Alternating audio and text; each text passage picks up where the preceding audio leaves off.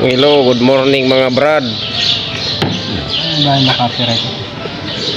Mayroon na naman tayong bagong i-upload sa ating YouTube vlog.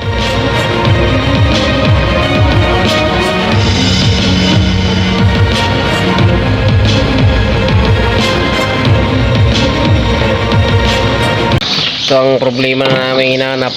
Na-trace na naman namin. Ito mga putol, nasunog. Yan mga wire na yan. Ito. Binibiyak na ngayon ni Utol yung mga naging problema. Hindi namin mahanap doon sa baba. Wala pala doon yung problema. Dito na namin nakita sa loob ng harness. Nakatago pala yung mga putol-putol. Yan.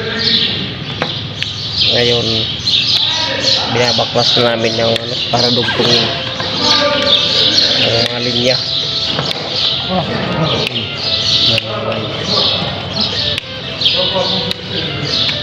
Sana panood nyo lang siya hanggang matapos kasi mayroon kami mamayang dudugtungin.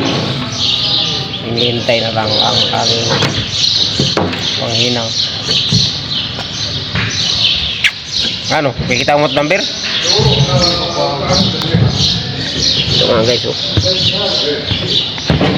Kaputol-putol lang. Ayan, sunog. Ayan, oh. Nakita nyo, basa. Parang basa na naputol.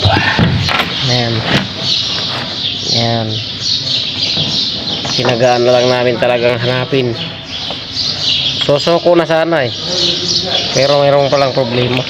Sosoko na sana kami kaso wala na tayong kasalanan. Hindi, wire lang. Sosoko na sana nakakahanap. Pero nakita na rin nandyan. May tubig kasi mga guys. Yung laman pala nito. Tubig yan kasi sasakyan ng mga bumbero. Ayan. Ito yung ano niya. Ano yan?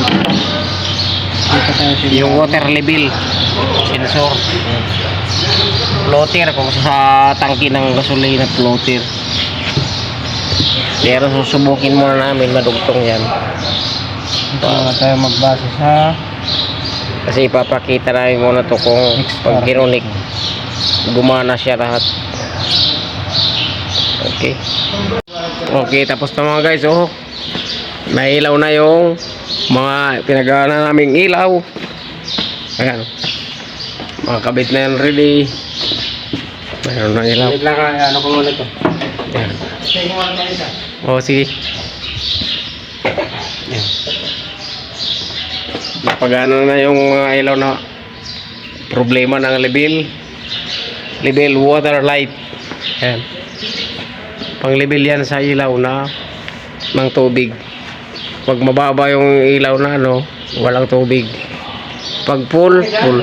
Oh, okay na. Siwag na ikabit yan, sabihin natin.